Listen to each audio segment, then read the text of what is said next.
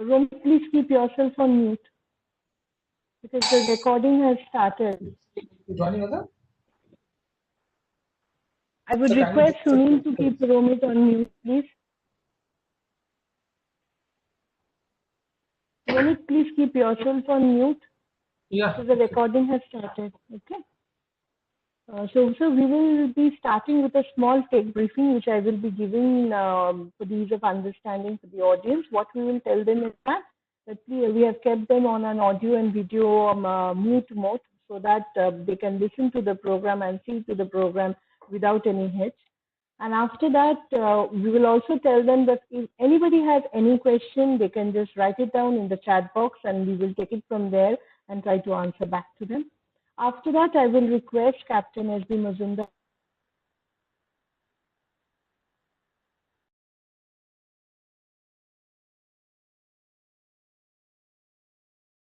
Mr. Debashish Dotko. While Debashish sir will be introduced, his speaker profile will be displayed on the screen. After he has been introduced by Captain sir, we will move on to Debashish sir, and then he will one by one introduce the speakers. And while the name of the speakers will be given profile on screen, so the audience know about the speaker. And then it will be taken up by Debashish sir. At the end, Debashish sir will do a small interaction with the audience if time permits. And then it will be followed up by a summing up session. And lastly, we will request Taposh sir, who is the co-chairman of the committee, to give a formal vote of thanks for today's session. This was a small briefing from my side, sir. If you have any question, you can tell me, and whatever needs to be shown on screen has to be done from the host. So if you have anything to share with us, you can email us right now so that we can share it on screen. You cannot share screen by yourself because WebEx event doesn't allow that. So if anybody has anything, they can give it to romit@bengalchamber.com or sukanya@bengalchamber.com. Nothing, we will just take it forward the way we have thought of. Is it okay, sir? Yeah, that's fine. Thank you. Thank you, Shukanya. Thank you, sir. Now I think it's already 3:55, so you have to allow the delegates to come in. Mr. Kayal joined?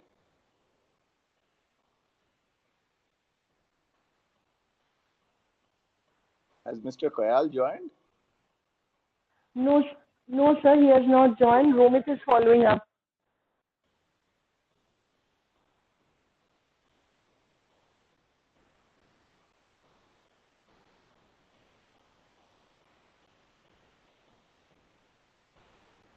Sunil, I would request now to take in the attendees. That is the delegates. Tapas sir আপনার এটা on করলেই না আওয়াজটা আসছে আপনার কি পাখা চলছে No, let me put it off. That's better. Because I can hear you, but only at the Thanksgiving portion I'll mute it on. Okay. I'll be right. Let me put it off now. Okay. Tabuzda, 1 minute. Oh, 1 minute, Tabuzda. Shukanya just spoke to Mr. Kayal. He is facing some problem to join. Please tell Sunil or somebody to contact him and solve his problem. He's trying for the last 10 minutes. He's saying that it. Right now. I think I've already started joining because I saw a chat from Ashok Mahapatra, a very, very senior maritime person you may be knowing. He was director of Maritime Safety Division in IMO. He has joined. So similarly, other attendees must have also joined. Already 60 people have joined.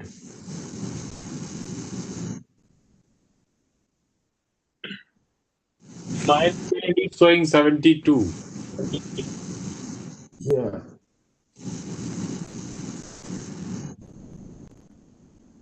Is coming.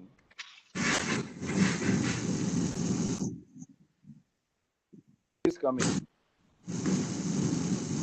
Yeah. The sound, I don't know what is the sound.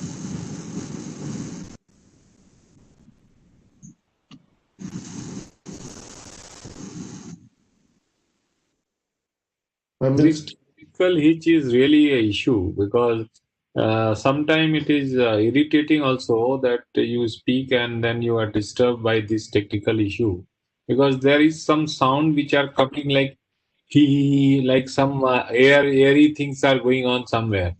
So it is very difficult also to understand from where it is coming. But Pramod, our team is working, so they will be solving within a minute. yeah, that is And okay.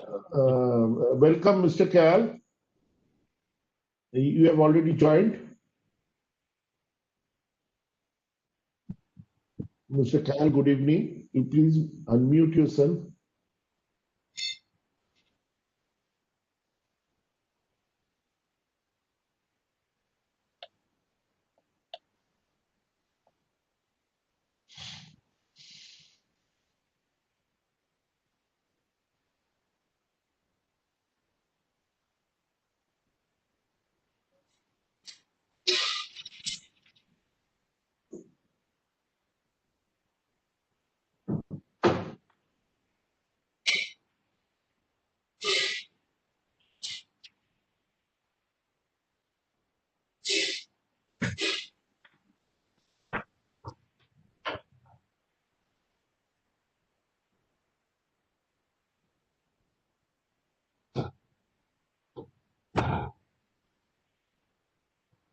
Yeah, I'm unmuted now.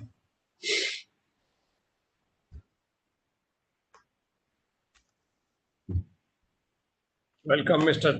Kayal. Welcome. This is Captain Yeah. Mazumdar, Chairman of the committee. Welcome. Thank you, sir. Thank you very much, sir. Welcome, Mahesh ji, Pramod Srivastav. नमस्कार प्रमोद जी, नमस्कार. नमस्कार. यही पे मुलाकात होती है आजकल. And Namaskar, Mahesh ji. This is Devashish Datto. I called you that day. Yeah, thank you very much, sir. Thank you. Thank you.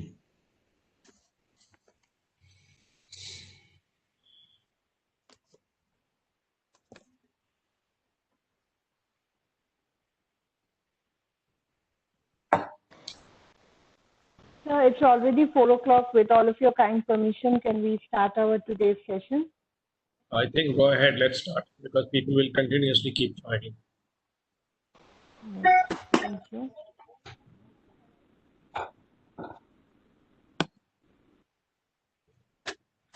Before we start, I would request Romit to keep himself in a mute mode, please. Thank you. Good afternoon, everybody. On behalf of the Bengal Chamber of Commerce and Industry, it's a proud privilege to welcome you all to our today's session 1 on digitalization, the new normal in end-to-end maritime logistics. This entire initiative has been taken up by the Shipping Committee of the Bengal Chamber under the leadership of our Chairman, Captain S.B. Majumdar, and the entire Shipping Committee. It is for the ease of listening, I would now like to inform all our attendees that we have kept you in a mute and audio, video mute mode so that you can listen to our program in a smooth way, and you can also listen to all the speakers here. If you have got any question, please put it up in the chat box and we will take up the question and try to answer you back. We are very much thankful to all our speakers for joining us, and we are also very much thankful to all the attendees who have joined us today in spite of their busy schedule. Without further ado, I would now request the chairman of the committee, Captain S.B. Majumdar, to give a formal welcome address. Thank you, sir. Good afternoon to everybody, and welcome to today's webinar, which is in 2 sessions. Today being the first one on the 19th September, to be followed by another session on 26th September. The topic of today is digitization, the new normal in end-to-end maritime logistics. And our committee has felt the need for such a session because it would be very helpful to entire maritime fraternity. In today's session, what we have decided is that we'll have a list of questions, suggestions, and views of the entire professionals in this business to come up with their various issues. First of all, digitization, how far it has progressed in Calcutta Port with customs and the port. And if there are areas where we still need digitization, today is the platform where we would discuss these issues. Likewise, we would also take this platform today to try and resolve unresolved practical and operational issues, including procedures and formalities of port and customs, which still needs to be resolved, which probably is still hanging. So at the end of the session, we have our panelists, 4 of them, very important people.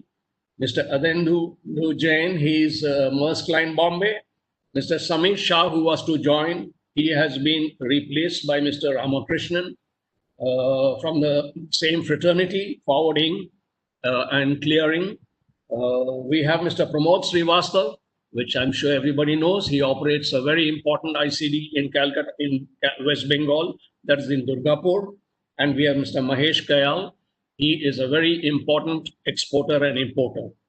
So these 4 speakers, I presume, will give their views, and our moderator will also thereafter take up the various questionnaires that we have received and suggestions, which runs into some 7 or 8 pages. I will leave it to the moderator to decide which question is to be allotted to which speaker. So with these remarks, I would like to, and at the end, it will of course be summarized by the moderator, especially the issues that have not been resolved in today's webinar. We will carry those unresolved issues to the 26th, where we will have the Chief Commissioner of Customs and Chairman Calcutta Port, and also an IT expert from Kale Industries, Kale Logistics. So these 3 are expected to give us the final solutions to unresolved issues of today's webinar. With these few words, I'd like to hand over the webinar and the session to Mr. Debashish Datta, who, for your information, is a very qualified person. He's a member of the Shipping Committee. He's a director of VG Samadar and Sons. He's the president of Ripley and Company. He's former chairman of the Federation of the Freight Forwarders Association of India. He's a former president of the Calcutta Custom House Agents Association. He was the chairman of FIATA World Congress 2018. He's a logistics subcommittee member, CII Eastern Region. He's an executive committee member of the Bengal National Chamber of Commerce and Industry. He's an honorable finance secretary of the famous Mohan Bagan Athletic Club. He's a director of the Mohan Bagan Football Club, India Private Limited, and he is the divisional warden of Civil Defense Government of West Bengal. With these few words, I thank everybody once again for joining us in today's webinar, and I now hand over the session to Mr. Debashish Datta. Over to you, Debashish. Thanks, Captain. Captain S.D. Mazumdar. I always call him as the captain because I treat him as the captain of this fraternity in Calcutta. And now he's the captain of the Shipping Committee of Bengal Chamber. This shipping committee is a very robust shipping committee with all important persons of our fraternity. Mr. Hajra is there in our committee, who is the ex-chairman of Shipping Corporation. And all important fraternity persons are there in the shipping committee. We discussed among ourselves that every day, now and then, every day we are seeing webinars are going on, and we are listening to the people, and we are learning. These are learning process.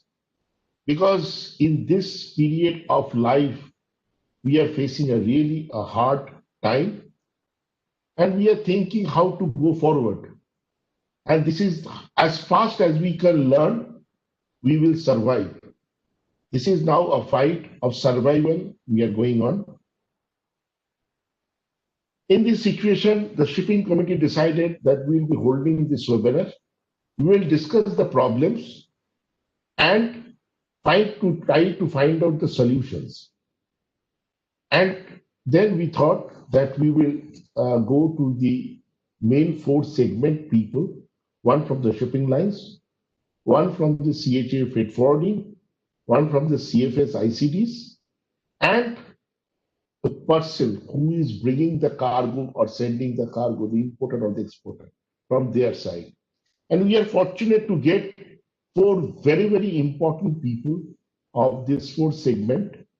And we got Mr. Ardhendu Jain, is the National Head Delivery, Marks India. S. Ramakrishnan, past chairman of FFI, and is a very, very senior colleague of this fraternity. Pramod Srivastava, pioneer in Calcutta or in IFS, for ICT and CFS, and who is the director of PDP Group.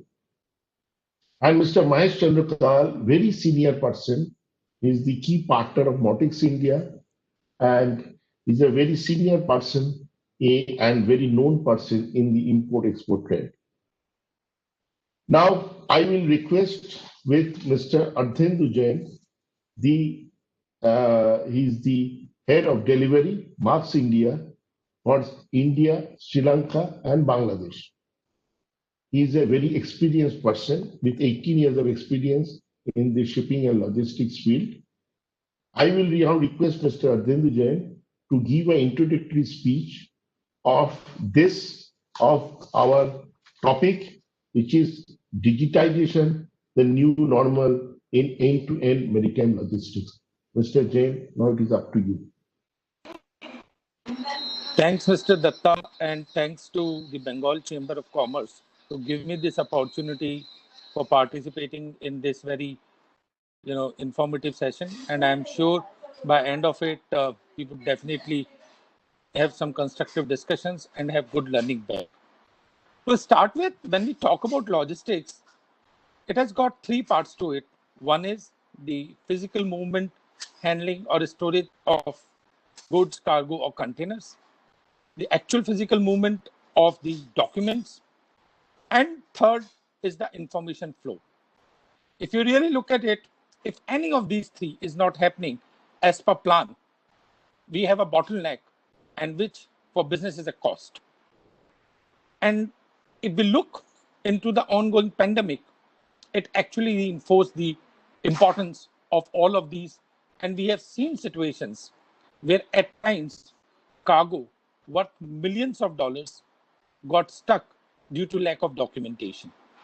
Or there had been requirements where actual physical need of person to be present, and if not present, that means delay in clearance of boxes or things getting stuck.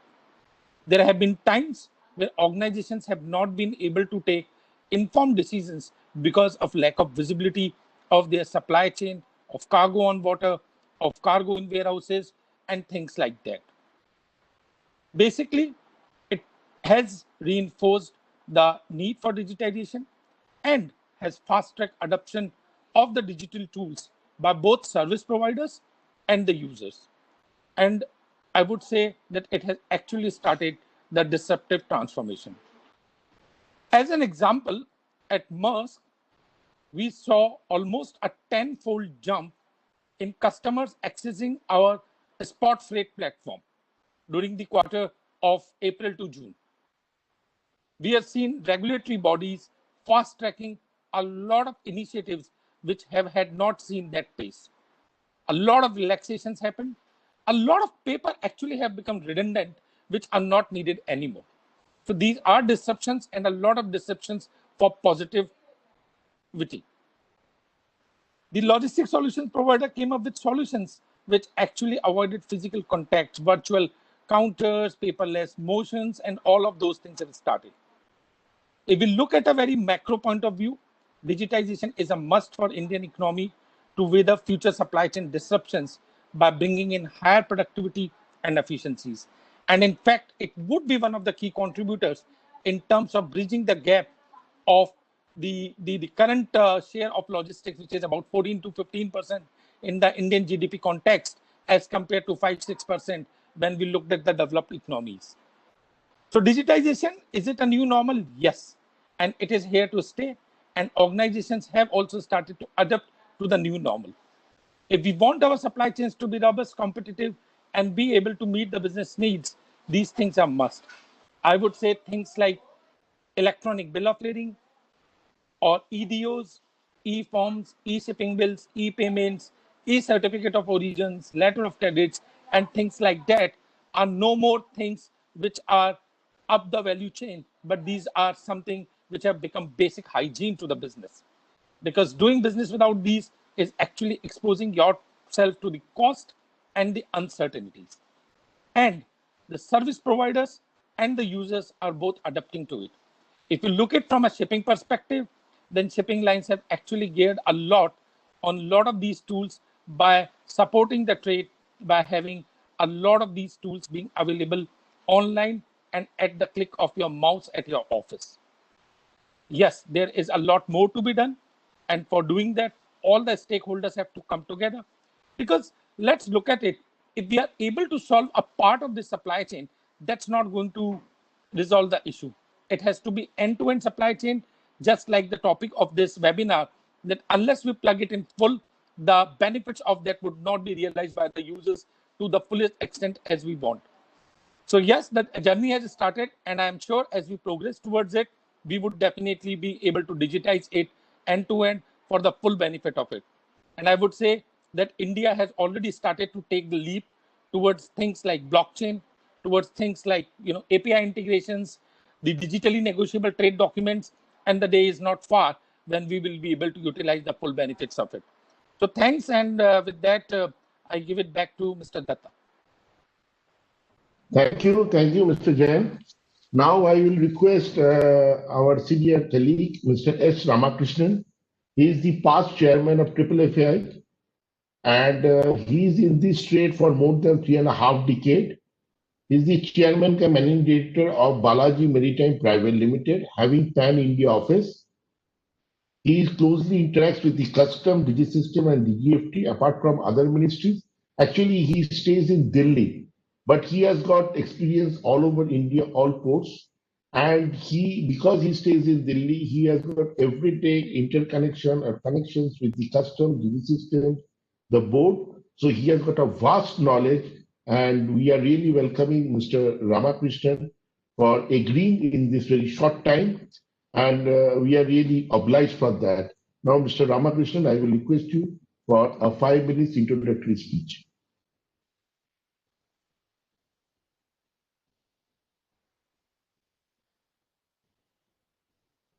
Mr. Rama, over to you.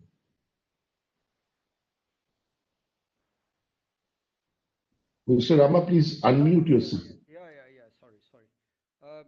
Thank you, Debashish ji and my co-panelist, Captain Majumdar.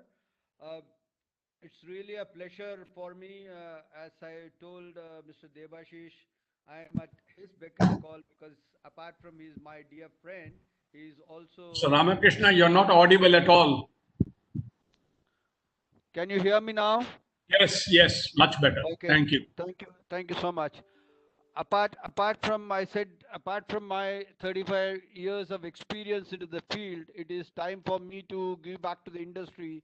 So I compliment Debashish ji. Anytime and every time you can call, I will be there.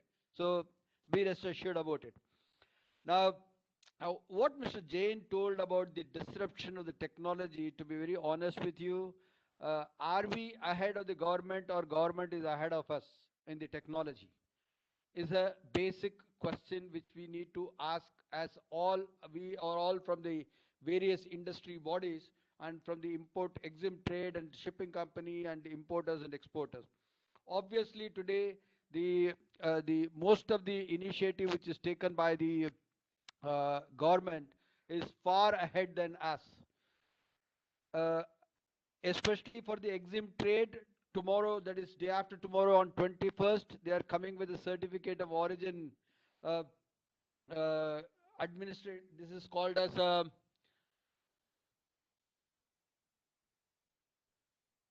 administration of rules of origin under trade agreement under customs. This is a circular which has come under 81/2020 on 21st of August 2020. I do not know how many of us have actually gone through it.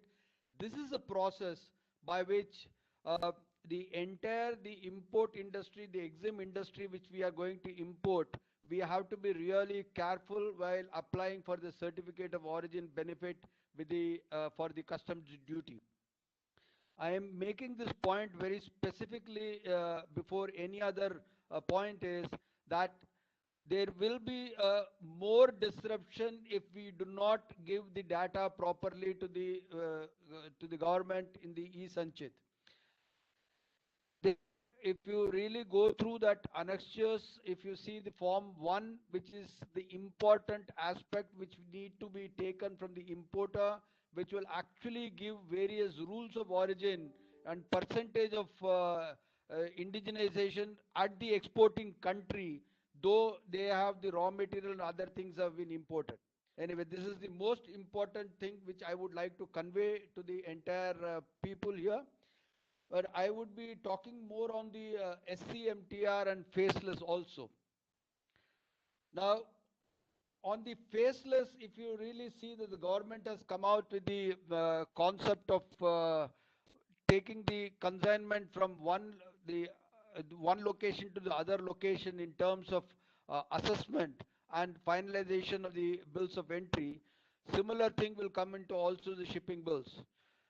Now, what is faceless? Faceless is that we are saying that it is not necessary for our community people to go to the customs and clear the cargo.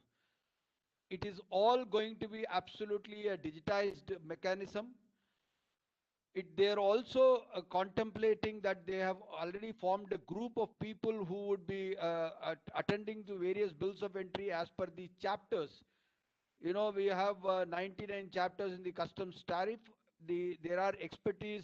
There are places like, for example, chemical or a plastic could be at more at Gujarat. Probably the second-hand machinery could be at Bombay. Coal, etc., could be in Paradeep. Like that, they have made an analysis and they said these are the set of people who will be attending to various bills of entry. What is the advantage of it and what are the disadvantage of it? Advantage is today the frivolous queries which are raised at a local level about the valuation, etc., gets rejigged. The expert on this already have all the data with them and they get the complete parameters, whether in technical parameters as well as the valuation aspect of it, and they are very comfortable in clearing the cargo. Now, coming to disadvantage, I think what I'm going to say now is very important thing which you must convey to the Chief Commissioner on 26th. Today, the entire customs formations are not happy with this faceless system which is government is introducing.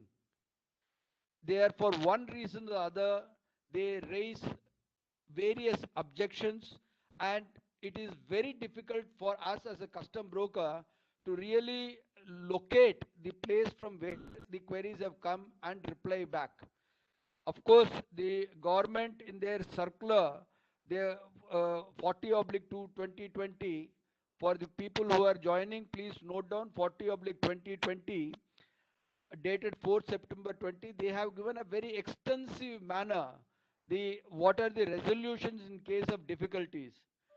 But I must also say that the nodal officers who have been appointed are probably little laxed in taking out these difficult situations. But having said this, when the ice gate started in 1995, we thought all kinds of imaginary problems, we started thinking about it. It got settled. Similarly, I think this faceless will also get settled. The next topic which I would like to talk about.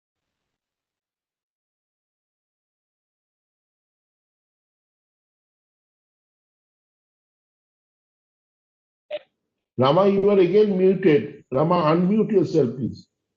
I have not muted, Baba. I have unmuted only. Anyway. Okay. Can you hear me now?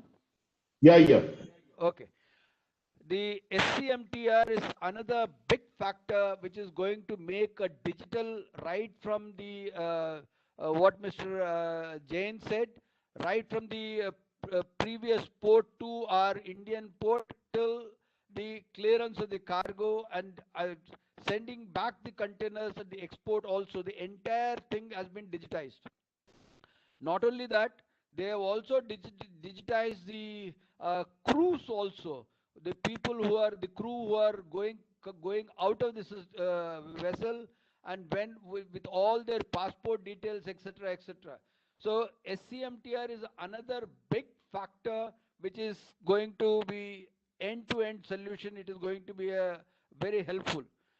More importantly, for SCMTR, as a custom broker, we also have one more avenue to clear our one more avenue for doing our business in the freight forwarding segment digitally. That digital platform has been given by the customs. I think if we really go through all these processes, we are very rich in our knowledge and in working.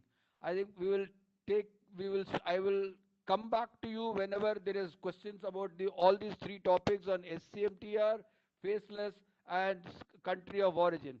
Thank you, Debashish. Thank you, Mr. Ramakrishnan. Now I will move to Mr. Pramod Kumar Srivastava, Director and CEO of the PDP Group. He has created, actually in Calcutta Port, he has created first time the ICD in Durgapur, and he's really, we are proud of him because the way he has expanded his business in his fraternity. And he also is the Vice President of National Association of Container Freight Station, that is NACFS, and is the convener of Eastern Region Association of Multimodal Transport Operator of India. Now I will request Mr. Pramod Srivastava to give his opening remarks.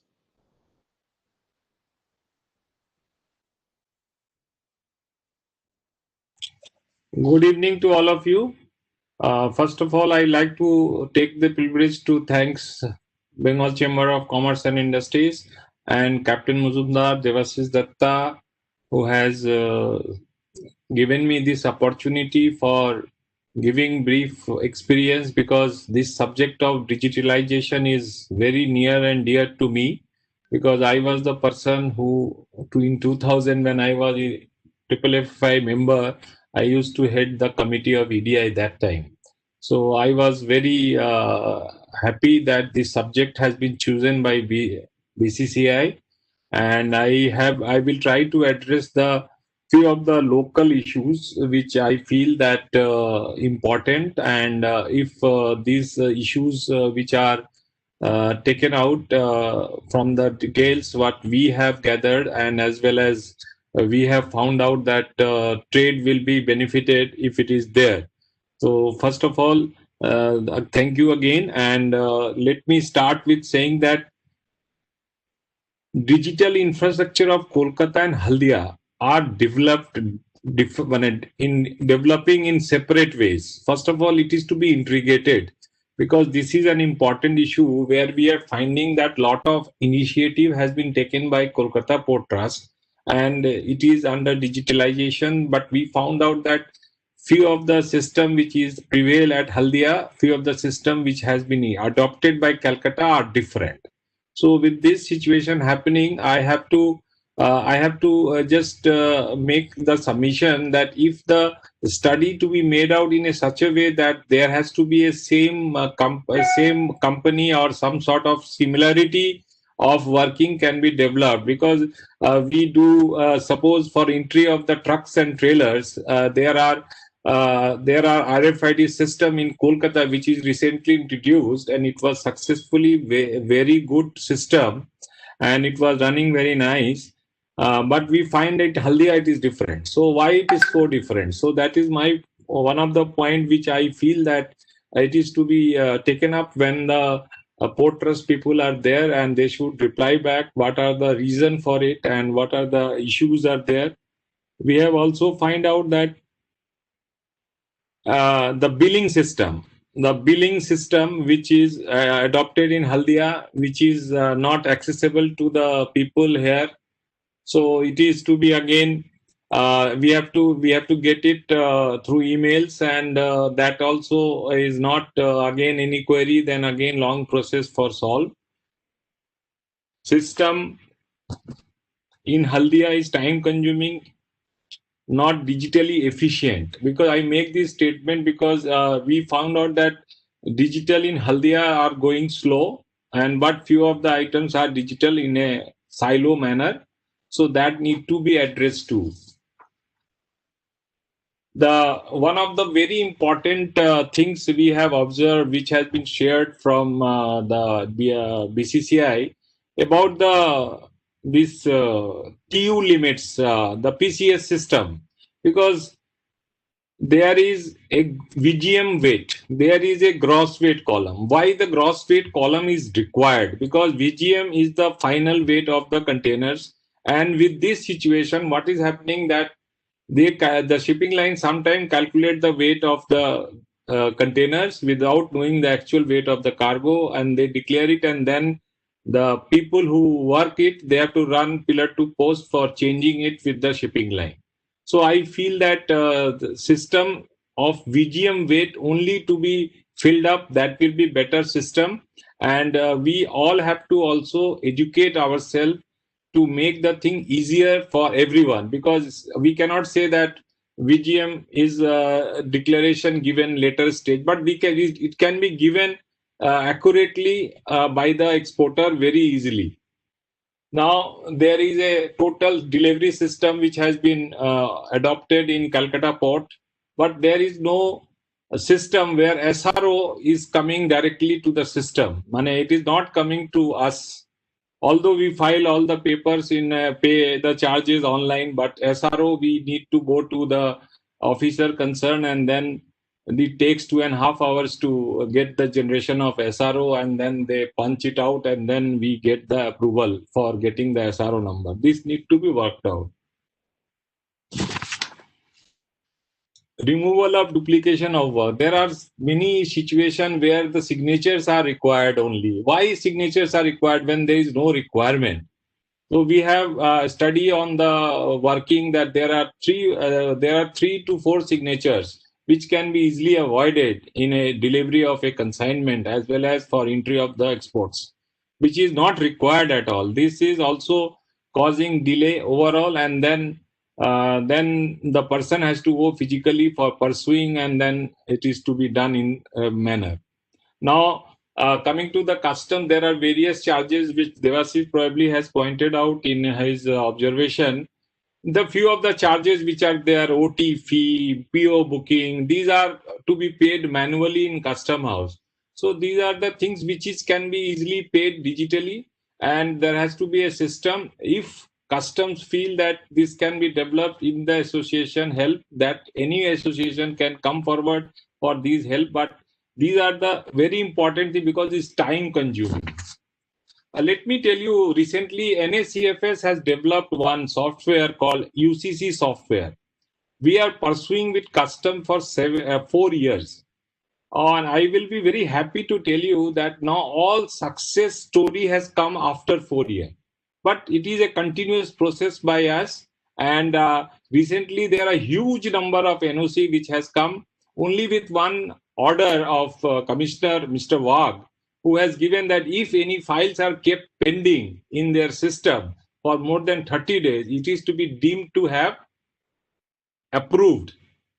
So with this situation going, where everything has been cleared up so nicely, so I would urge the Kolkata Custom that they should now mandate it compulsory processing through the software only, because this will really help us to the government, because custom will not lose, must losing the money not less than 10% of the value or more.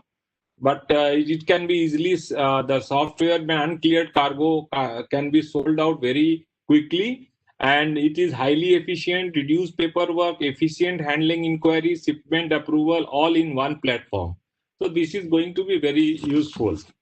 Now there are many other things which can be digitalized, which is manual, that is renewal of the licenses, various licenses which are being issued to the custodians, to the CHAs, to many authority, to other the ports. They should be done digitally. That is the need of the hour, and we should definitely try to make the things easier.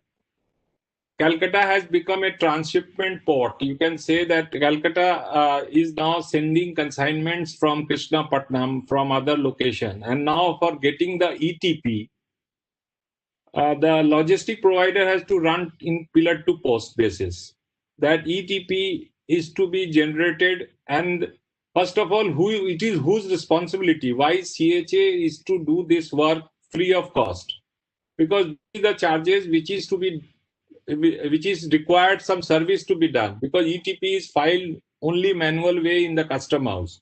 So why ETP is not filed online? So although I am running ICD, there is a provision in ETP processing in the EDI system, but it is through service center only. Why not it is remote basis like other location? So similarly, there are issues. Government is trying to develop these Bangladesh routes very strongly, whereby the Indo-Bangladesh protocol routes are being developed. Railways are very actively participating. Indian Railway, which is being used by the exporters. But I think that there are requirement of marketing strategy for this. But coming back to digitalization is concerned, these are all possible through digital process. So I urge BCCI to kindly look into these are the issues where we can have a committee having few of the shipping committees involved there, and step by step if we can combine, and then we can develop it there, because I seen that in the next day next day there is a Kale logistic people has going to come. So I would we can take help as a association from them and take it forward. Digitalization is only way forward with this new normal of end-to-end maritime logistics. This is my point of view about it. Thank you very much. Devashish, over to you. Thank you, Pramod.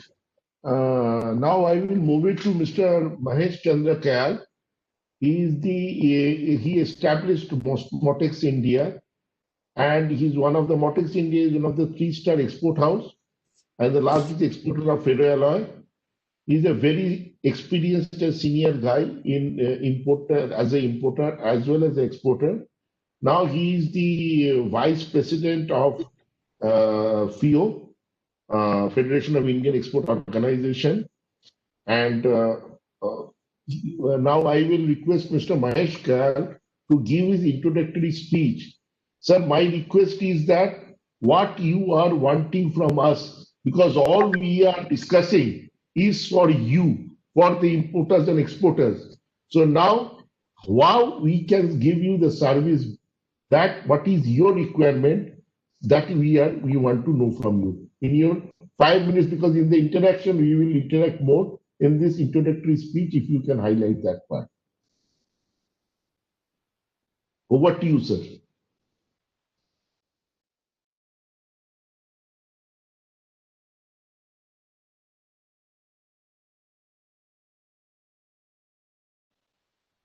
Mr. Kayal, it's over to you.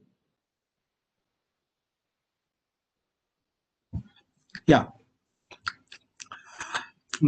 Captain Majumdar, Mr. Datta, respected panelists and distinguished participants. First of all, I wish to thank the Bengal Chamber of Commerce and Industry for inviting me to this session, which is of a great importance for EXIM sector, particularly in which has created a new norms in all areas. Friends, globally, digitization of procedures and lower human intervention are the two major pillars that drive trade across borders. Post India's ratification of Trade Facilitation Agreement of the WTO in April 2016, reforms have been undertaken focused towards infrastructural upgradation and automation. Initiatives such as port direct entry, port direct delivery, RFID at ports, single window interface, revamping port community system, e-Sanchet, faceless assessment, etc. have helped in improving India's ranking in ease of doing business. These are indeed some interventions which speaks volume of governments focused toward digitization and to reduce the cost and time. However, India still lags behind developed countries in this area. A report by Research and Information System for Developing Countries from 2019 found that India's digital transformation has neglected trade infrastructure and that the lack of value-adding digital services are hampering India's international competitiveness. Friends, with the new normal posed by pandemic, there is a need for a holistic view to digitize the EXIM supply chain, which should not be limited to government authorities. We have all seen that the EXIM sector have faced challenges in the supply chain of goods as well as documents during COVID period. The physical movements of goods were affected on account of factors like labor, shortage of drivers, etc. But the bigger challenge were with regard to handling of documents, which became a Herculean task just on account of just one limitation, that is lack of digitization and also digital interface among various agencies to handle and exchange the documents. Exporters were not able to get their their bill of ladings online, and those who could get it were not able to hand it over to the bank and courier it to the destination. Therefore, we need to have a single platform where all the stakeholders in EXIM supply can chip in for issuance as well as exchange of documents digitally. Secondly, for certain process for which even system is in place, they are not effectively implemented, either due to gaps in effective implementation of digital platforms or technical glitches or lack of awareness on account of user, which finally results in its limited use, or we can say a parallel use of a hard copy. For example, the absence of a shipping line delivery order in customs and terminal systems results in usage of hard copy for cargo movement. Similarly, the facility that was made available to AEO clients to pay TSC directly to terminals instead of shipping lines is still not implemented in its full swing at some ports. A study from the consultancy QBIS estimated that trade digitization could save Navbharat Seva importers up to 17 billion rupees every year. Nationally, the estimate of savings from trade digitization could be as much as rupees 65 billions. Friends, like rest of the world, India too has multiple stakeholders to the logistic and trade ecosystem, including customs brokers, shipping lines, freight forwarders, transport operators, port custodians, CFS, ICD. Transparency and visibility are two factors which are important for EXIM community to take an informed decision. We feel that the role of intermediary should be aimed more towards value addition and not just as a layer to expenses. Although India's major trade takes place through sea route, but the need for reform at land ports cannot be ignored. We should keep in view that out of our 10 top export destinations, we share border with India and Nepal. Therefore, the digitization drive should extend to all land ports, and all the relevant documents for cross-border movement of vehicles as well as driver should shift to digital mode. Friends, with the pandemic has been devastating, it has also presented the opportunity for transformation changes. Manufacturers across the globe are looking to diversify their sourcing operations, particularly on account of anti-China sentiments. While most of them were evaluating Vietnam, Taiwan, and Thailand, but India is now gaining traction as a strong alternative. The incentives given by Japan for relocating the companies from China to India is a clear proof of the same, and so is the FDI inflow of over $20 billion during the COVID period. Timely measures toward digitization, transparency, and making movement of transportation of goods in India seamless and cost efficient would indeed pave a way in direction. Sir, e-communication has been introduced and we have been talking, but it has to be made errorless. Like today, the customs has stopped issuing the shipping bills in the physical copy. But many times as an exporters, we find that we don't get the first copy or the e-gate pass or the LEO copy of the shipping bill for a period of 30 days or 40 days. Then we have to go again back to the port of customs and ask them to resend it and all. So it should be basically an error-free communication system. Well, sir, out of the not part of this today's choice and issue. But since there is a large representation of the shipping lines, and I represent the FIO, which is an apex body of the exporters, so my humble appeal to the shipping line, sir, because of the mismatch in the import and export movement of the volumes, there is a huge scarcity of the containers and availability of the containers, though the freight has also gone up substantially. So we need to promote the export and to support the exports of country. You need to work more, work extra mileage to provide the empties to the exporters so that the things can move out. And secondary, you need to have some rationalization of the charges, because many shipping lines are charging on, if you go to a shipping invoice of a shipping mill, it covers 15-20 items. And before that container is delivered, you take the charges for the container damage repairing or the cleaning charges and all, which are not appropriate. Terminal handling charges, port charges something, but the shipping line are charging very high.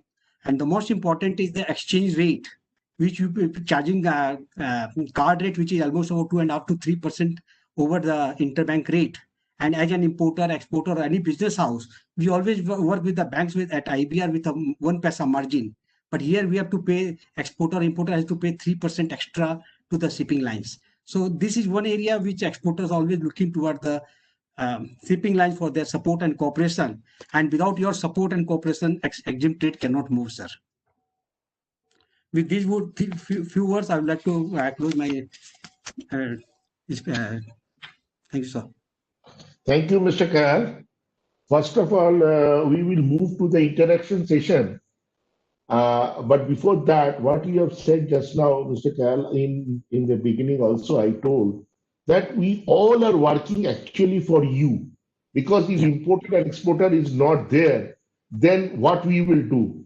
So whatever we are doing, whatever infrastructure we are changing or developing, all to facilitate the trade, mainly the importers and exporters, because on their cargo, all this, everything will be done. So the shipping lines, the CHs, the freight forwarders, all are with you, all are working with you. Maybe there are problems, and for that we will be trying, all are here. We will try to settle those issues. Now we will be going to the interaction session. So in this interaction session, what I will request that all the speakers, you should unmute yourself. Nobody, only the 4 speakers should unmute yourself and myself. Now this is, Mr. Atendra, you also unmute yourself. Now this is not a Arnab Goswami show that I will only shout and I will not allow you all to talk.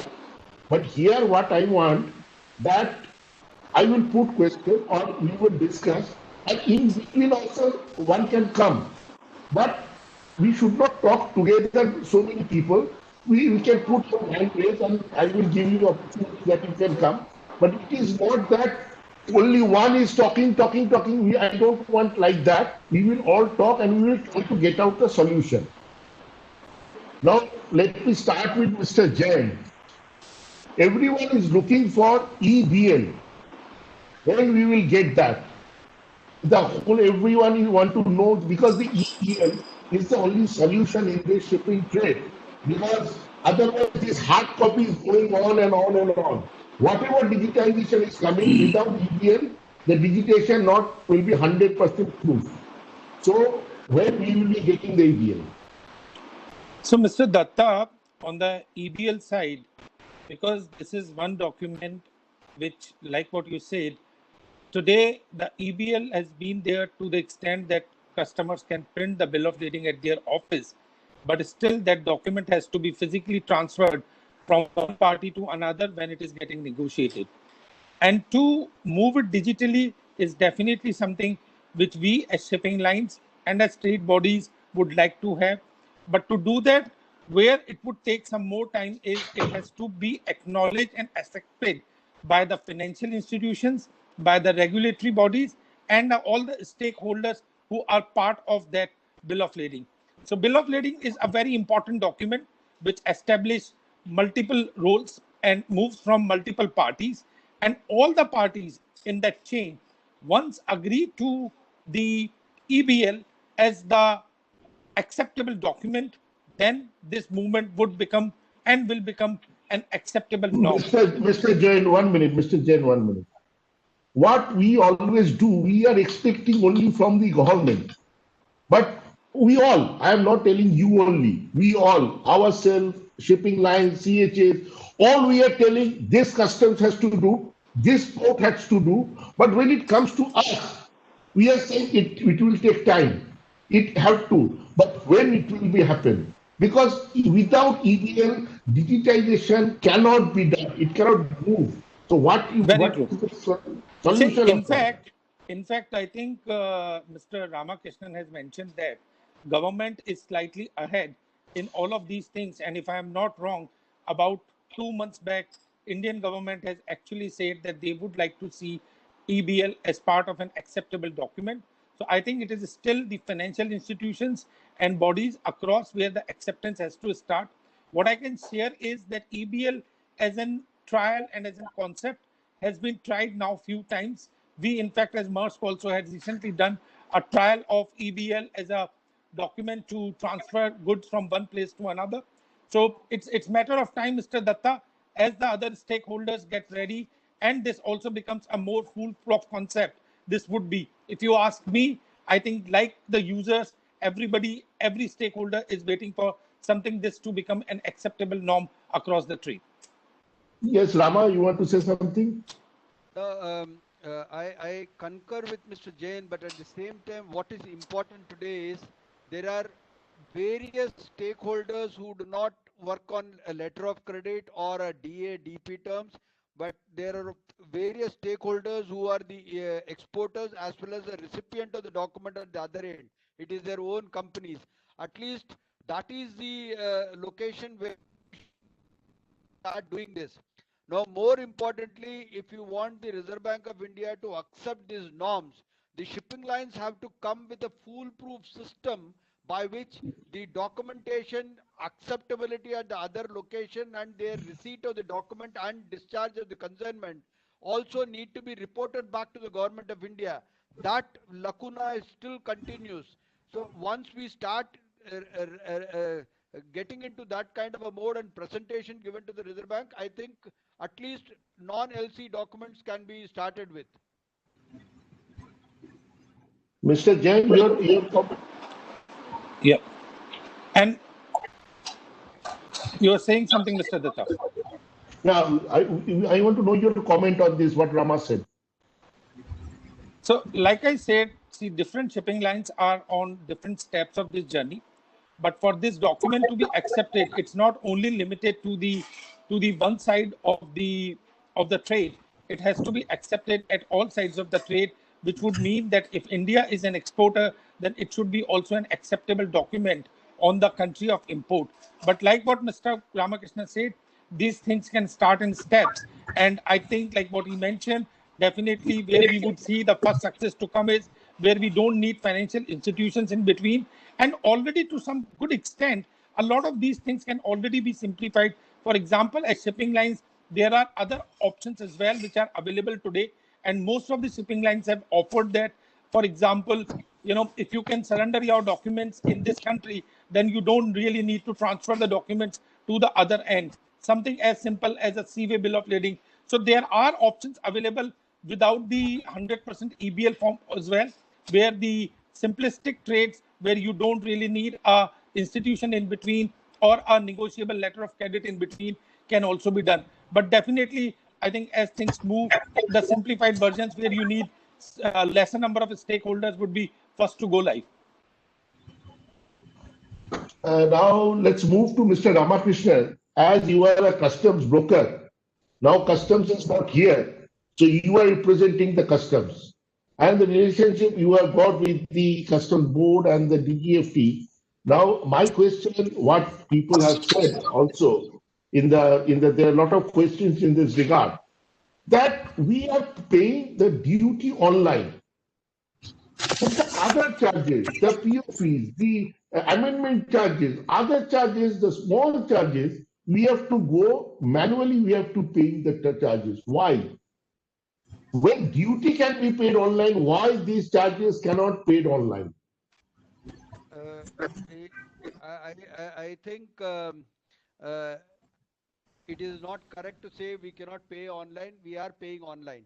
All the amendment charges on the the bill of entry and shipping bills are paid online. Now, what is important in this is that, for example, late fee charges or the interest, everything comes as a part of the duty in the import documents. So any amendment charges which are coming in the shipping bill, this provision is there already. That need to be interlinked with the ICE gate, and this, I think September 30th is the date where the ICE gate has given that no payment will be collected manually from anywhere or for the amendment charges. See, more importantly, earlier we were all aggrieved on the fine and penalty. Now, your time as a chairman of the federation, we represented to the board. They have rationalized the charges and they have said there is no penalty. There will be only a fees. Now the government is this is a step which is proactive. I think 30th September onwards, it will be a bank challan, e-bank challan. There is not going to be any payment at all by manual. I will request here Mr. Arup Guha, to come in because you are also telling me there is a question from you that your amendment charges, the shipping lines are not paying online. Am I right, Mr. Guha? No, not about the shipping line. What I was saying is with regard to the CFSs, when they go for the amendment or for any shippers want to go for the amendment, why it cannot be done online? You know, like you are paying the duty online. Similarly, for any amendment, we have to go to the custom house. It could be done online also. It saves time.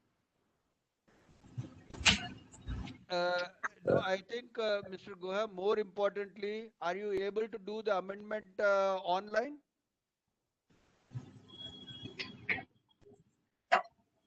No. I am saying on behalf of the CF, if they have to do any amendment, they have to go to the custom house. Let's say, for example, is a DPP client.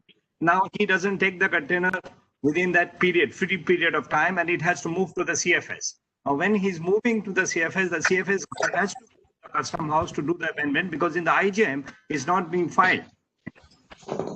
Okay.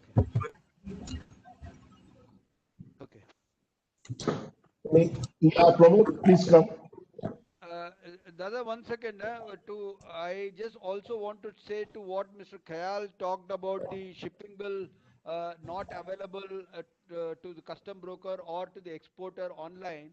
Mr. Khyal, we have requested the DG system that for every user through their use,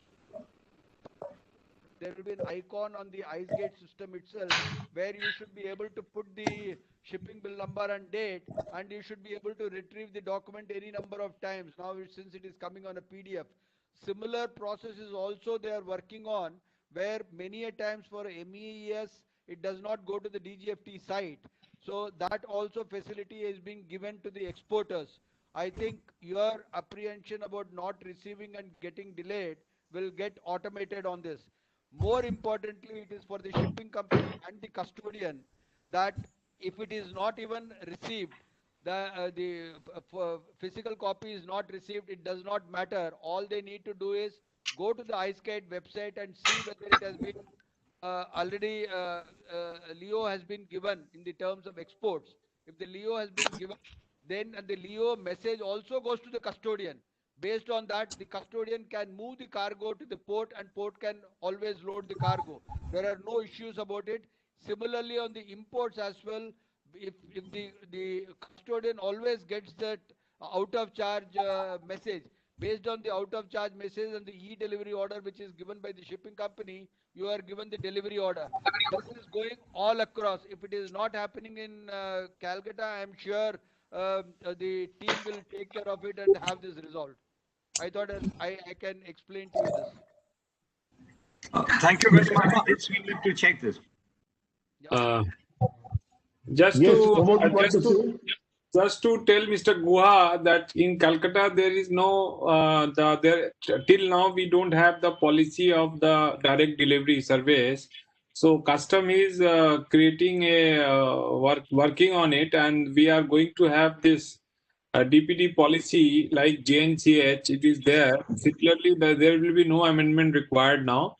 So with this situation happening, I think the problem of amendment of the CFS in case of DPD not taking delivery will go about, because this will be under the customs control, and custom control itself, they can be easily transfer the cargo to the appropriate CFS as nominated by the importer. So this is the new system which is likely to come by middle of October as being told, and we can raise this issue with the commissioner, chief commissioner. He is very proactive, so we will take up there, I think. Thank you, Pramod. This is what I really wanted to know, and good that is going to come up in October and solution that we needed. Thank you very much. So, Mr. Rama, as per you, that all charges, all fees, including the PO fees and other fees, all will be online from 1st of October? This is a custom amendment fees I'm talking about. But other fees, my request to you that when you are negotiating, talking with the board, that why not all fees should be online?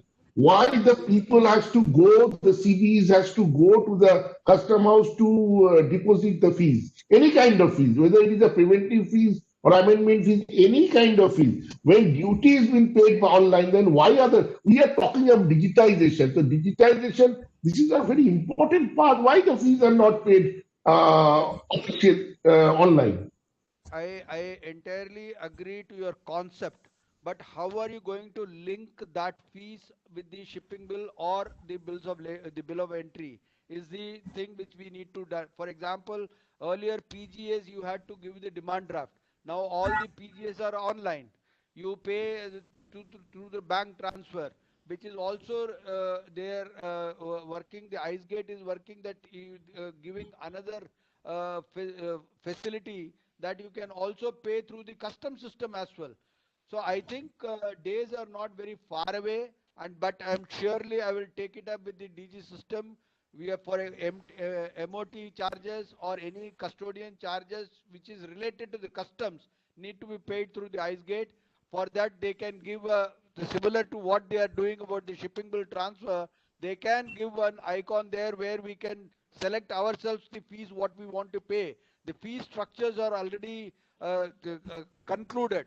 Those figures are there. It is only a question of payment of charges. I think it's a good suggestion. I can take it up with the DG system.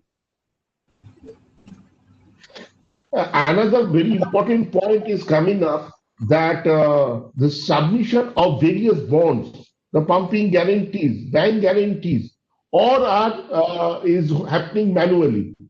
No digitization, nothing is done there itself. So can anything we can know from you that what is happening in the board regarding this?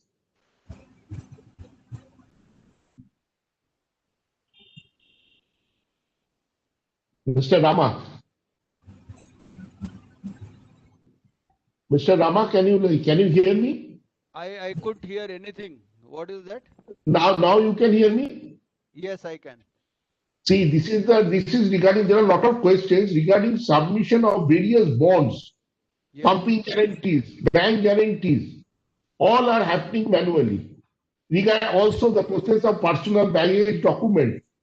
So whether in this field, because the faceless is coming, so regarding with the tagging of faceless, any big change is coming in this, whether this will also happen online? Of course, baggage is online. The bond and bank guarantee is also no, bank guarantee is not online. Bond is online now. With Mr. Sandeep Kumar, who has taken over as a DG system, is already working on the concept of e-bond, which means that the e-bond will be similar to what you are taking the e-bond from the market, digitalized bond, similar kind of a thing. He is going to work on that. It might take a couple of months or 3 months. Once that comes, the way you are transacting the check, you can always create a bond and submit to the customs, which is acceptable. Now, not only that, there are also variation in the bond language from one custom station to the other custom station. So that is also being pruned. There is going to be a one language for almost all kinds of bonds, excepting the annexures will be different. For example, EPCG or advanced license or MEIS or any other bond. It could be a different by way of an annexure only. I think this will take a couple of months or 3 months. It will get resolved. And I will move to Pramod now. That Pramod, as a ICD and CFS person, what is your expectation or what is your plan in this new normal? What you are going to offer the trade through digitization? Not what customs is not doing this, not port is not doing this. What you people are offering to the trade, that we are going to do this was the trade. Actually, it is a question which our individual service provider need to work out, and we always are very to best of my ability and my team member thinks we are doing it. We have found out that there are problems in respect of amendment of the CFSs, and lot of irregularity is being done where it was posted for a CFS1, but the cargo is going to CFS2. So having this situation, we have requested customs, and we are coming up with this DPD policy, where DPD policy, where DPE policy for export and import both, whereby the entire situation are made to be digital way, and we can take care of entire process there. But there are resistance for very obvious reasons, which we all know. But we are trying, and to basically whenever we talk in a committee, it was always discussed that there is requirement of adding on service like bonded warehouse inside the CFS, how to integrate each other, so how to clear up the stocks of uncleared cargo which are built in there. We are rigorously followed up on this UCC matter, uncleared cargo, with custom, with no hopes, honestly speaking, in some of the times. But we have continuously processed it. And now I am very happy to share one information that in 1 week time, 100 NOC has been issued to ACFS. So that is a situation which we are working, but still lot of things can be done. The drivers which are for entry of the cargo, for taking out of the cargo, we have to have the robust system whereby the cargo can go in without any problem. There has to be a typical problem of TU limit in Calcutta. We are facing problem when the consignment just about to reach. There is a problem of entry because of vessel has got TU limit crossed, because of low draft, some draft issues have there. But somehow with the dynamic leadership of our chairman and the port team, because I must congratulate them, because they have fully understood this particular issue, and they have made arrangement that there will be no waiting of the cargo outside the gate in case of this situation has happened. But still lot of things is required. We are trying, honestly speaking, we are trying in two fronts. One is the UCC software was the biggest problem, which is going to be solved once it is made mandatory now, because now processing of the UCC uncleared cargo is through digital way, but at the same time manual is also allowed. But that manual to be stopped. Otherwise, people have always in mind that okay, we'll do manually. And secondly, I told you that we have to create a digital. These are the two initiatives we are taking, which will help us. I am there to. There is a question of CFS not removing the cargo on time, but I think that this problem is never being flagged out. But if any problems are there, we are completely digital, where we can give you the clear date, that time that this car container is going to arrive, at least to 80% of the CFSs which are in Calcutta. Devashish. I have understood what you want to say. Acha, what is what you say, but I will say tomorrow on 26th, you are given an opportunity to talk to the Chief Commissioner and ask one favor or one point it will radically change your fraternity. What is that question you will ask to the, or favor you will ask to the Chief I Commissioner? will ask two things. One is UCC software is to mandatory digital way should be made mandatory. First, second is that there are many cases of cost recovery spending in CFSs which need to be worked out in a manner. But again, that is not digital way. But if you have to ask me, that two things I have to require to ask. One is UCC software to be made mandatory, and secondly, the DPD policy to be made quickest possible way, because that is required, because it will help us to the importer, the logistic provider, because they will able to give the details of their consignee that this cargo will go to A, B, C, D, whichever he want. Then custom will automatically, if DPD is not clear within the stipulated free time, then it can easily go directly to those CFS without any permission from any line on that, because if the importers have the info, otherwise line information will be supersede in everything. These are the two things I wanted that things to be done. And to the port chairman? Port chairman, digitalization of delivery, because still 2.5 hour times is being taken for import delivery, and export is above 5 hours to come out from entry to coming out of the vehicle.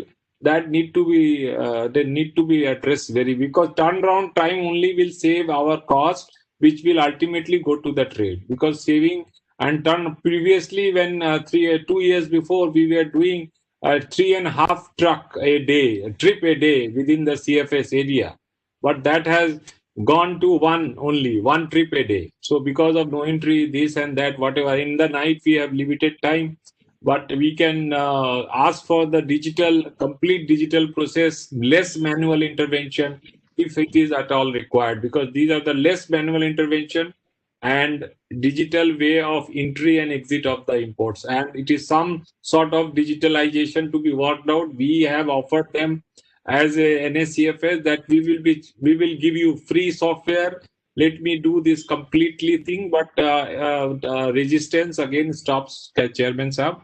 But these are the two things probably will help us. Now, sorry, Mr. Kayal, you were waiting from long time, so I will move to you now. Mr. Kayal, what you have said, we have understood. Now, I will give you an opportunity to ask each and every these three speakers, other than the rates. Please don't go to the rates and the charges. Other than the rates, what digitization as an importer or exporter you feel is required from these three sectors? One, the custom house agent, one the CBs, one the CFS ICTs, and one from the shipping lines. What are the changes or the digitization you think is required and which will benefit you, all the importers and exporters? You have to unmute yourself, Mr. Kayal. Sir, when we talk of the digitization, these are the two, we can segregate it into two parts. One is for the purpose of the communication and the documentation, and one is the paperless movement of the documents, what we're talking about, the EPL and all. So, like if you see, recently during the COVID period, gone for the certificate origin and the FTA certificates and all. But most of the countries have lately refused to accept the digitally signed certificate origin or the preference free trade SAFTA preferential certificate of origins issued by the export inspection. Again, we have been asked to go to these offices, get it manually signed and submit. So unless first we have to remove these bottlenecks before we go off the EBL and all the blockchain and all. So blockchain is I think we are far away from going to the blockchain, because we have to still moving around with a very, very small and petty issues here. So first, sir, from the shipping line, if you ask us, definitely only the freight is definitely, again, they're also a businessman like anyone. So they have sustained the losses also. When given the opportunity, they would like to make up the losses, and nobody would like to give up their profits also. So anyway, We want only the free movement of the availability of the containers and larger volumes availability of the containers for the movement. Because actually, because the China has become a very big factor. China to US, the freight is going very high. So the containers are not coming here. That freights are going high for from India to USA, and the connectivity is not available. A lot of the challenges and issues are there. So being ultimately, we see India do not have their own shipping line. Wherein the China country, I think China controls almost 30 or 40, even more than that of the shipping capacity.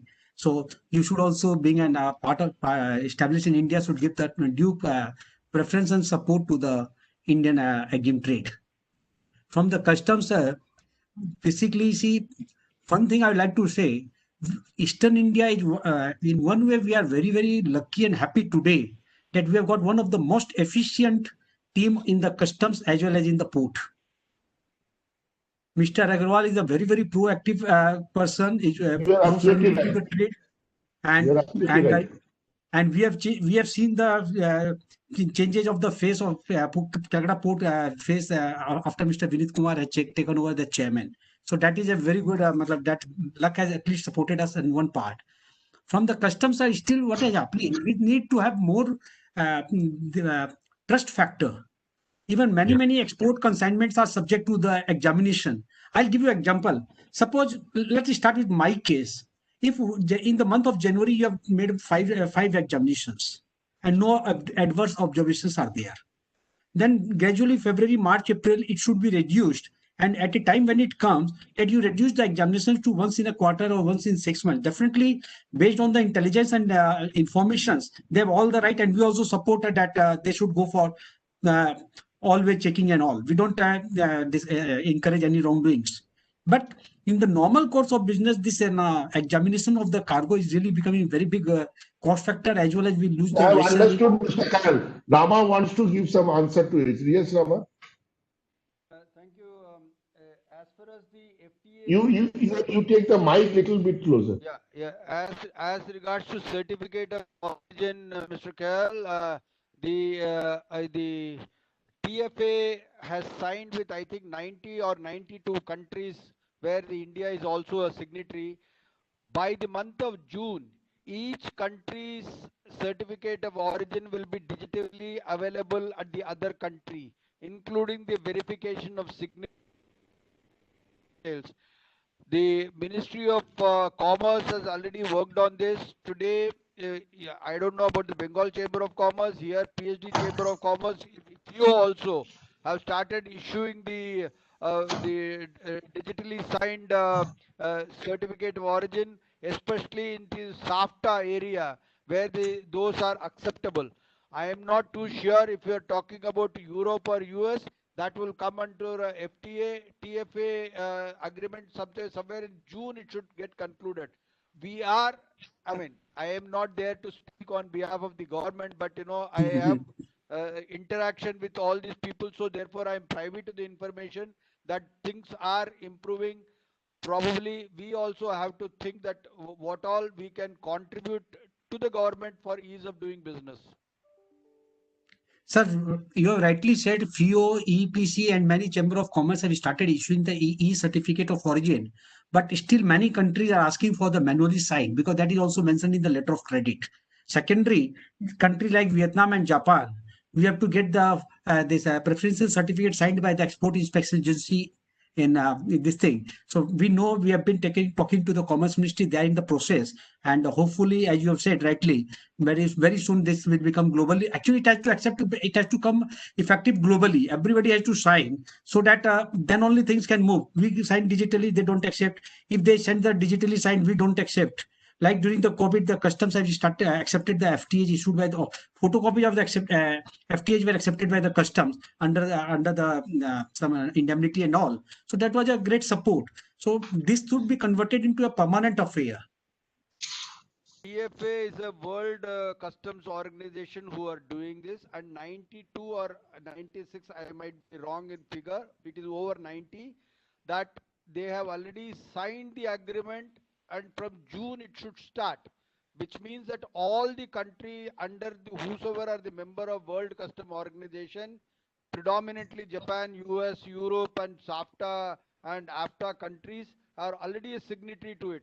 I don't find any reason why they should not accept this. It is a matter of time only.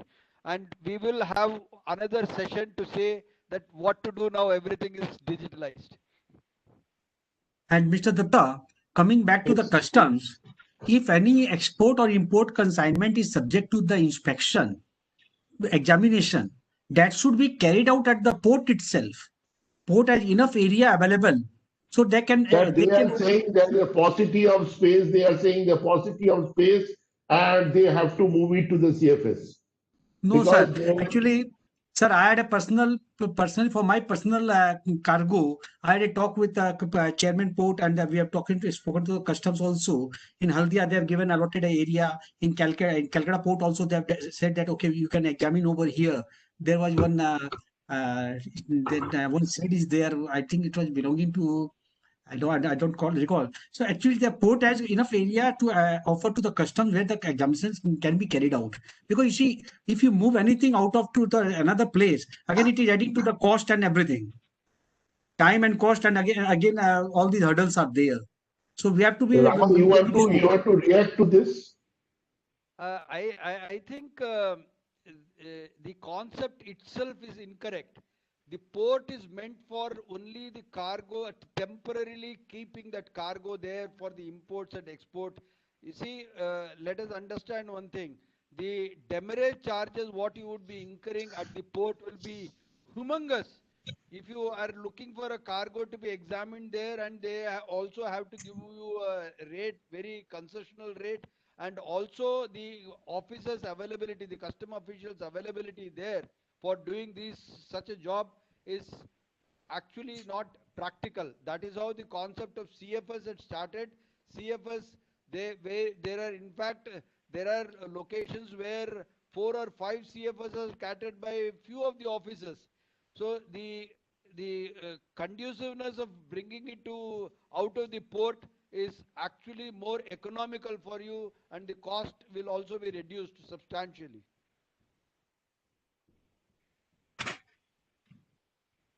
Pramod, you want to react to this? Mahesh ji, इसमें सिर्फ आपसे इतना ही बोलना है, देश की security की बात है, इसलिए इसको ज्यादा मैंने रिक्वेस्ट में डालना ठीक नहीं है।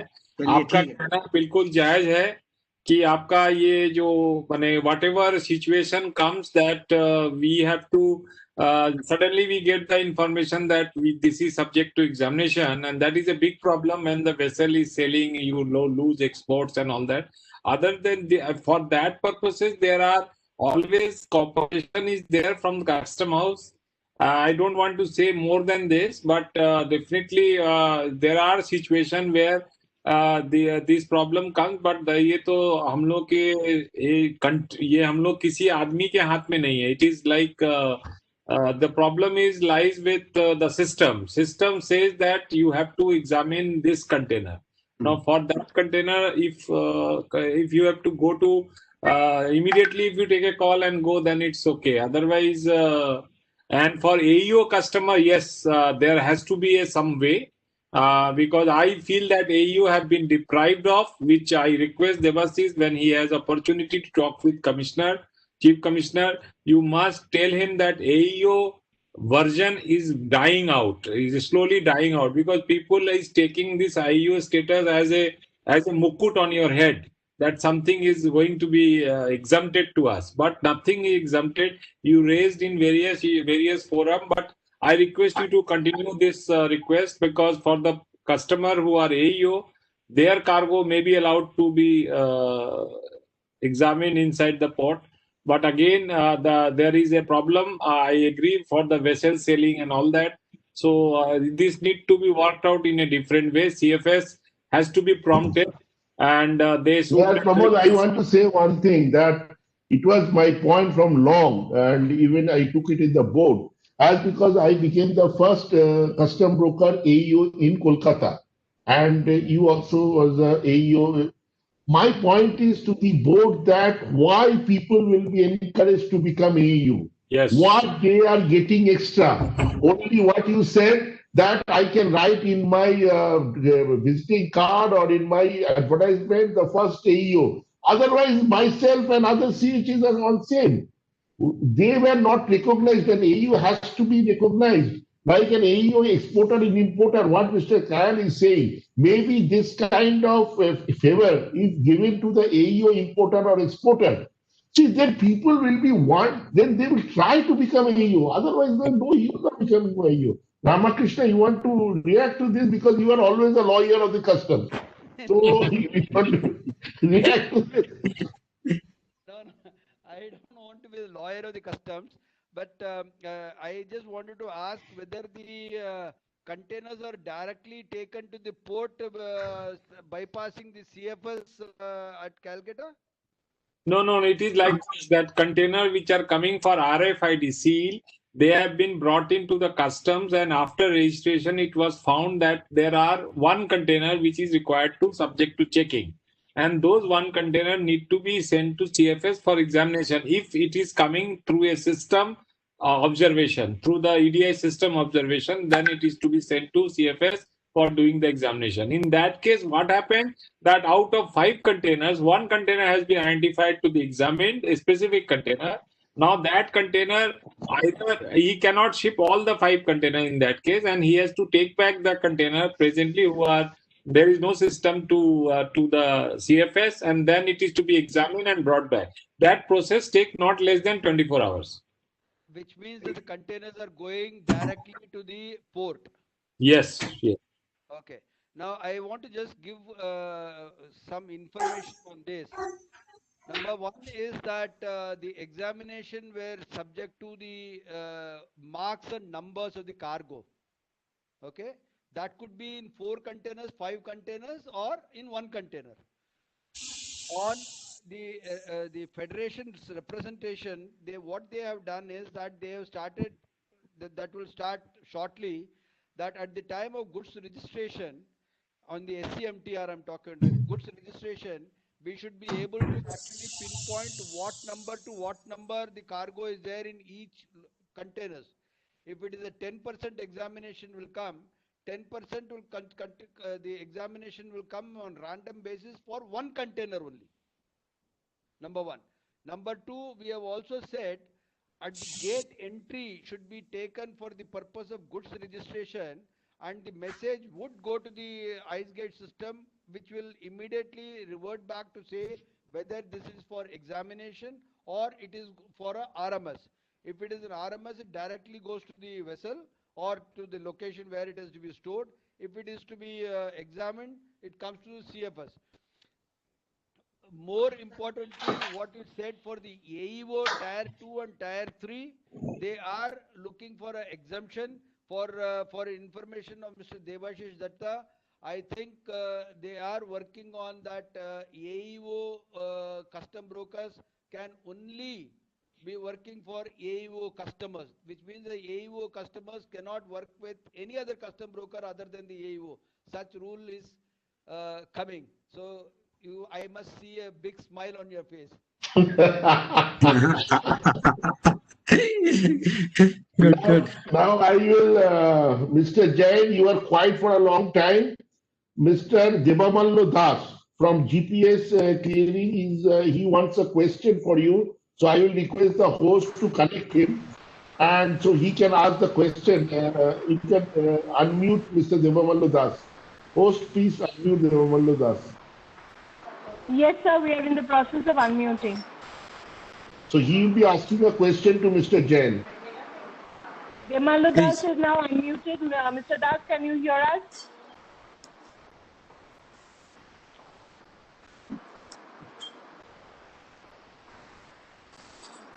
Debamallo Das? Hello. Yeah, Mr. Das? Can you hear us? Yes, I can hear you. Hello. Please ask your question. I think let's move on, Mr. Das. Able to hear us? I have a question. Let us take this question on the chat box and we will get back to Mr. Das. Okay. Hello. So is the question available on the chat box? Yeah, question. You can ask now also. So Hello. no, this is Adindru.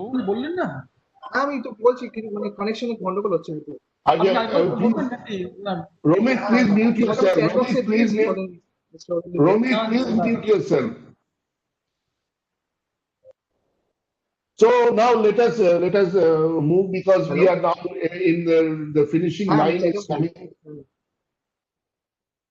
The finishing line is coming up. We are near to the finishing time. But really, I was enjoying. Maybe I am not that a good moderator, but I was enjoying the program because I thought that some more fight, but fight is not coming. So that I don't want to make that fight. But one thing is that what I understand that if we all work together, the shipping lines, the CHAs, freight forwarder, the CFAs, ICDs, as well as the customs and port, the board, because you see now that this digitization is mandatory and it is the call of the day. We cannot go ahead. We need EBL. We cannot say no to it. We have to pay all the fees of the customs through online. There are small things. I have got at least 200 questions regarding small things which are not digitized. So I think these things, if the bigger thing is solved, like EBL is solved, then a lot of things will be solved. If this kind of all the payments will be online, what you said, then of the customs, then a lot of things will be solved. If e-bond is coming, then a lot of things will be solved. So these bigger things, if solved, then these small things will definitely solve. So we have to work on this, and we will make up the points. We'll come to the next on 26th. You all will be there. We'll be more summing up the point because we will not go to the smaller points because that will take a lot of hell of a time. We will go to the big points, and that we will give it to the chief commissioner and the port. Here also the officers from the port and from the customs, they are attending this program. They are taking the points. And we will be also giving the points to the chief commissioner and the chairman port. And then they will be summing up the points, and we'll be discussing with them on 26th and try to find out the solutions from the customs and port side. But from the shipping lines and from the CHAs and freight forwarders and CFAs, ICDs, my request to you all that Bengal Chamber Shipping Committee is there all to help you. If you people require that, let us do anything. The shipping committee is a very robust shipping committee with every important people from everywhere. Like we have got the very senior person from SAIL in our shipping committee. So all important persons are there in shipping committee. We can work out whatever you feel that these things are required. Mr. Kayal, my request to you also that if you feel that FIO with the Bengal Chamber wants to do together something that we need to go forward. Because at the end of the day, we all require how to go forward, how to make the road easier for all of them to serve you.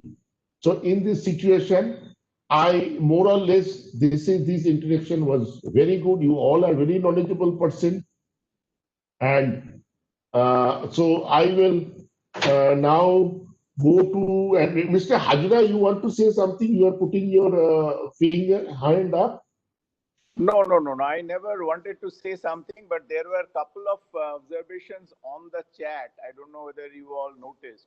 One was that this charges to be paid to customs directly through bank, there was an observation. That we have already clarified that. Rama has clarified that it is coming very shortly, that it will be all be paid through online.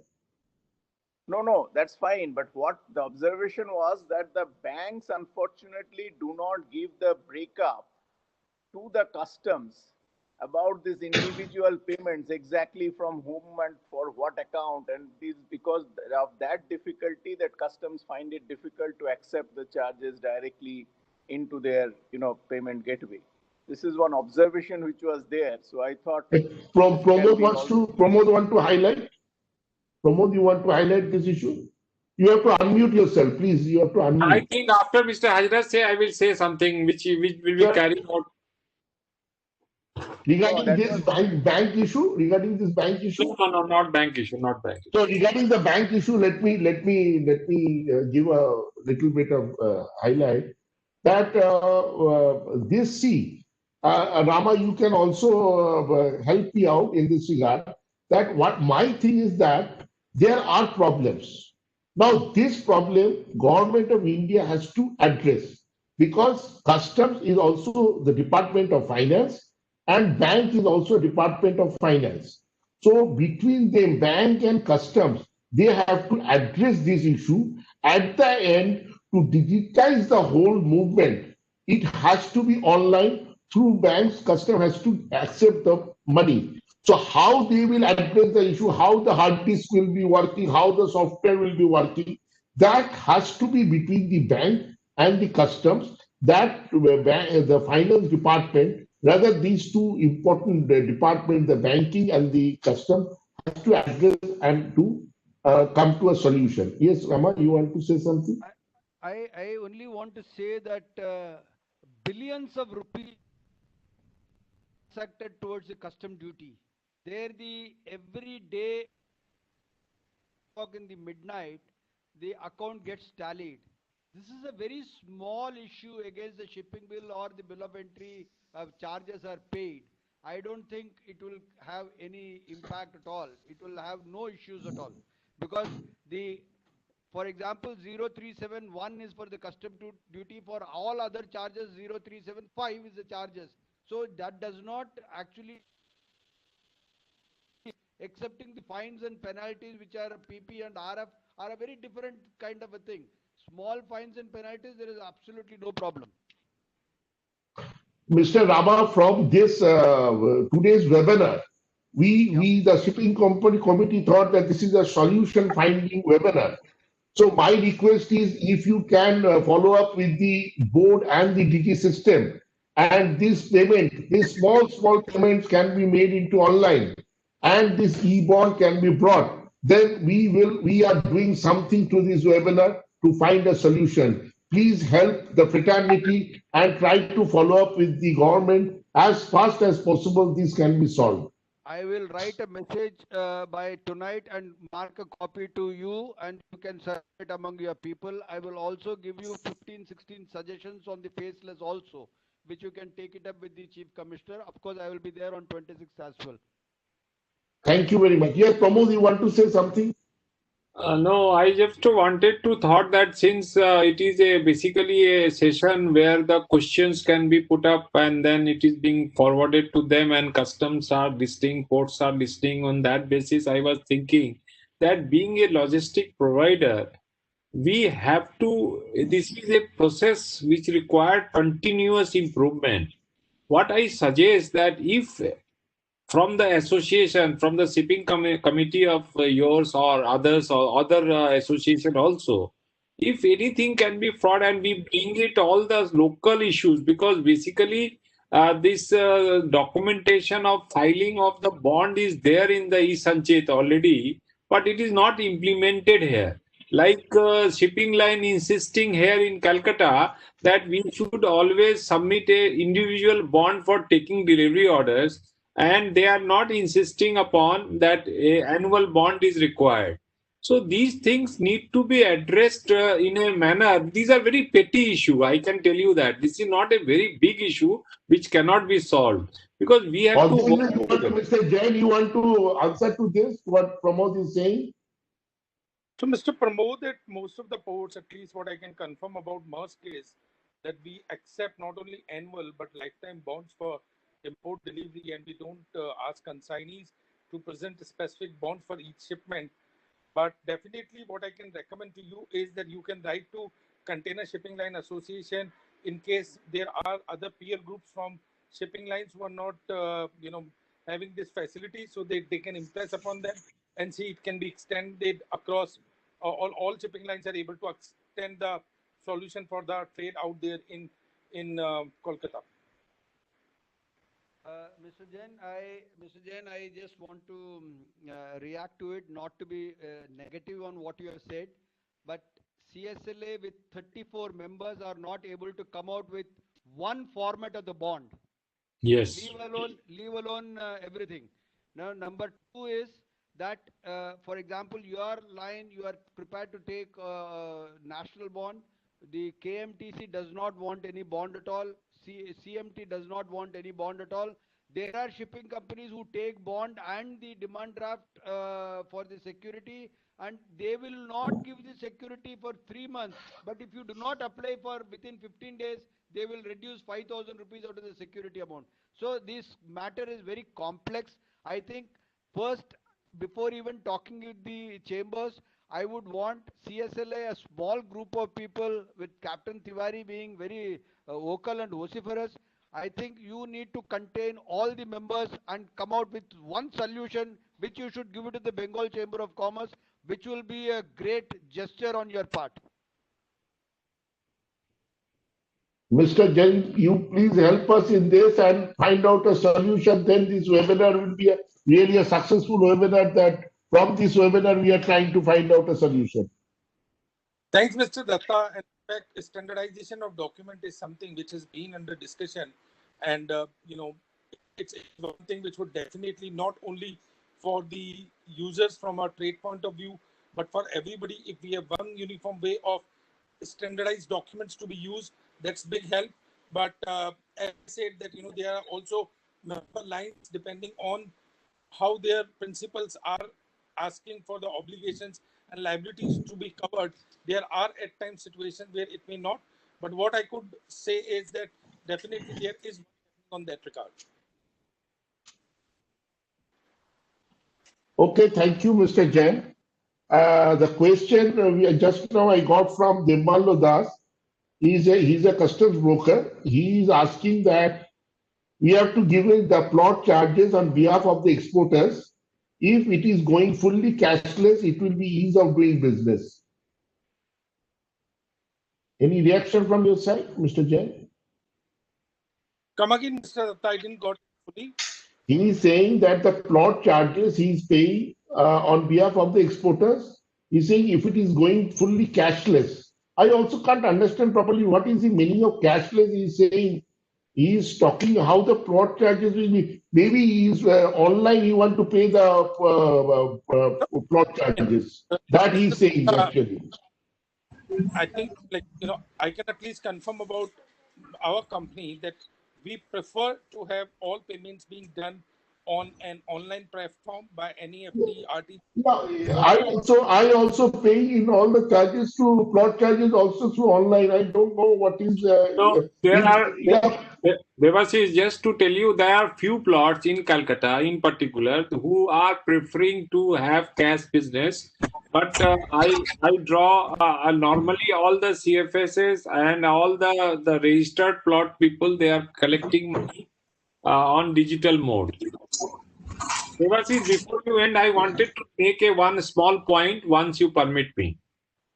We are already 10 minutes delay, but this is the last point you can take. Then I will request Tapu to come. I will request you to take up one important issue, which is related to cross-border service center. This service center is collecting money not less than 1 crore in a year from the CHA fraternity and from the Exim fraternity, or more than that, but they are not issuing GST invoice. So I request, because that is a big money, and we feel that government contractors are giving a 90 rupee receipt to us, mentioning including GST, which we don't know whose account and who is paying that. So I request this BCCI to kindly take up this matter, that anybody who wishes to open the current account, they should get monthly bill of their charges so that they can claim GST. Sukarna, I will request you to take this point. Maybe you can call Pramod and later on take this point. So when we will, whatever we will send into the customs and the port, we can take the points. And if you all have any other points, you can mail us. The speakers can mail us.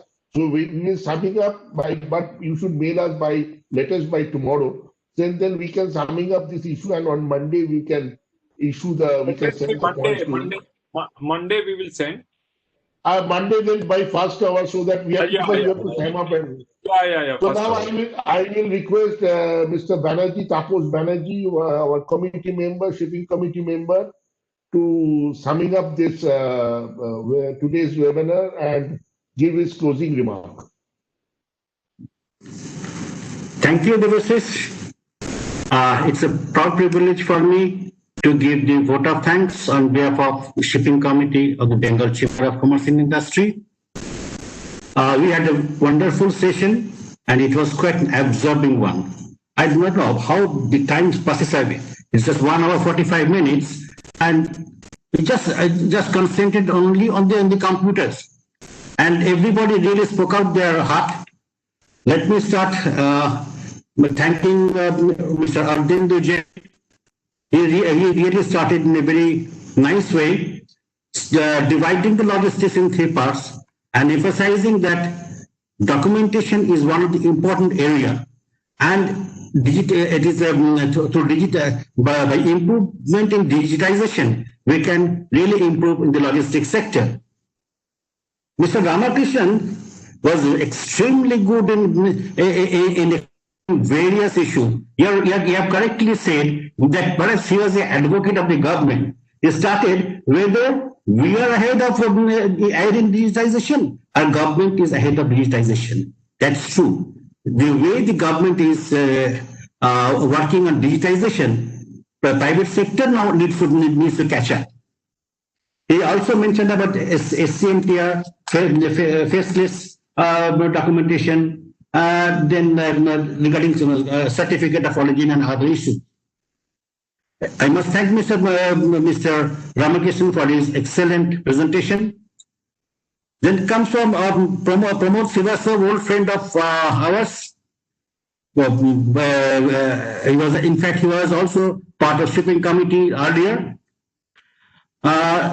He is right that he has mentioned that the digitization within the state Calcutta and Haldia are not progressing in the same way as it should have been. Both are progressing at a different pace. And he also mentioned about the various issues of SRO and others. Mr. Srivastava, I can assure you that all the issues will be taken up by the committee seriously in our next session. I thank for his presentation. Now come to Mr. Mahesh Kayal. He also there's various issues, and Mr. Kayal, you are the most important person because you are representing the importers and exporters. We are all part of derivative industry, and you are the industry per se. And you have rightly said that apart from sea customs, digitization should also be extended in the land route.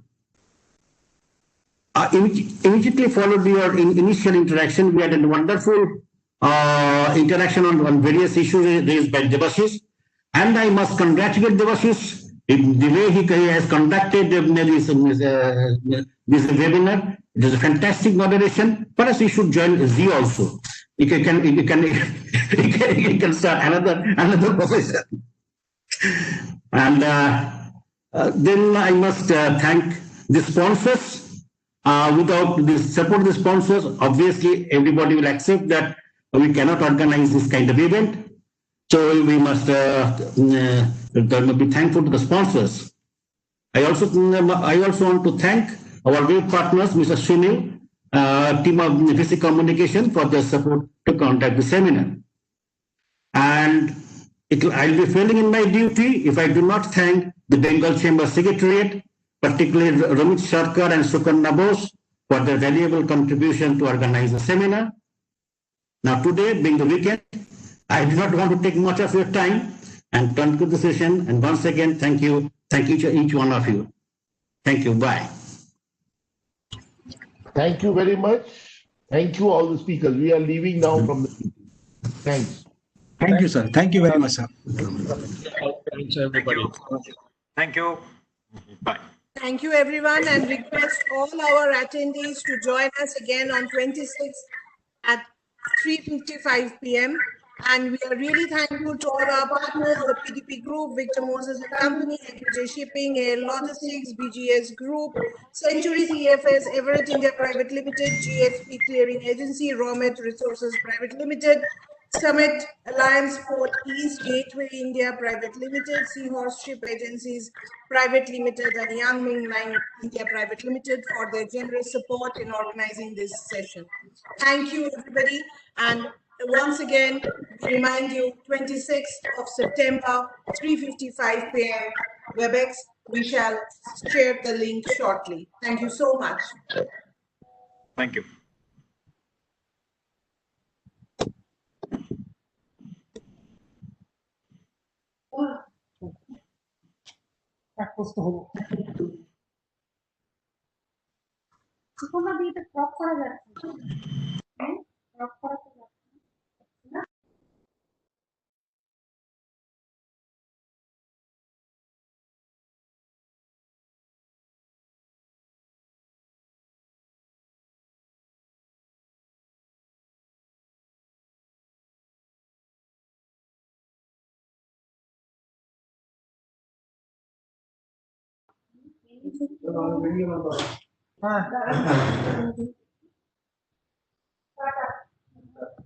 Tata Somnath.